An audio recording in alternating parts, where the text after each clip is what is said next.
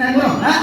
ଖାଲି ସଦାବେଳେ ଖାଲି ଫୋନ ବାହାଘର କର ବାହାଘର ଭାଙ୍ଗିଗଲା ଏଇଥିପାଇଁ ହଉନି ସେଥିପାଇଁ ମୋର କଣ କରିବ ମୁଁ ଭୁଲ ଗୁଡ଼ା ଫୋନ କରା ହ୍ୟାଲୋ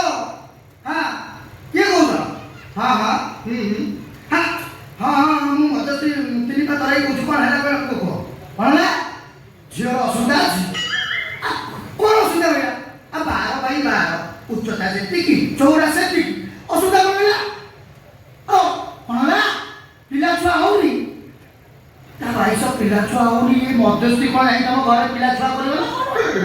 ନା ସେଥିରେ ଏ କାମ ବି ମୁଁ କରିବି ନା ବୁଝିପାରୁନି ଓ ବାବୁ ବାହାଘର କେତେ ବର୍ଷ ହେଲାଣି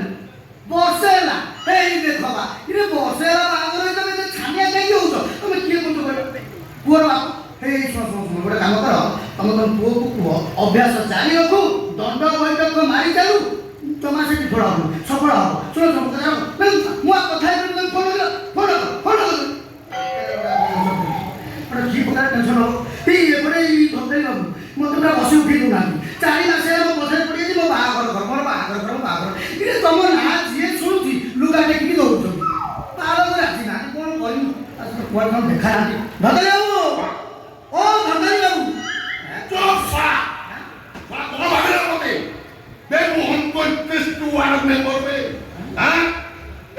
କମ ବୟସରେ ସ୍ତ୍ରୀ ଲୋକ ତା ସ୍ୱାମୀ ମରିଗଲା ତାଙ୍କ ଘରକୁ ମୁଁ ପଇସା କରିବି ତାର କେମିତି ବିବାହ ହବ ତା ହବ ସେଇଠି ତାକୁ କରିବି ଏ ସରକାର ଲୋକ ନା ମୁଁ ରାଗ ଅଛି କରୁଛି ଶଳା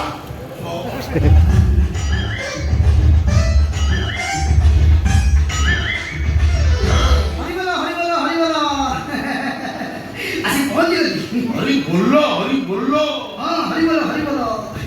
बड़ाइछो भाई परिश्रम कर परिश्रम सांघातिक परिश्रम कर बस धक्का खाई खाई आईचे भारी टेंशन है शुण काम कर माल का छाड़ू कौन माल टंका चुप जेमिति आसी मागिनी मोठू 20,000 टका नहीं जाइलु